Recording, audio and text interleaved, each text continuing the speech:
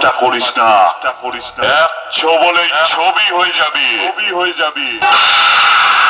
এই বৈকুণ্ঠপুরী ছাপানতলার মা মনসা সাউন্ডের মালিকের পক্ষ থেকে জানাই এই এলাকার সকল গ্রামবাসীকে আন্তরিক প্রীতি, শুভেচ্ছা ও ভালোবাসা।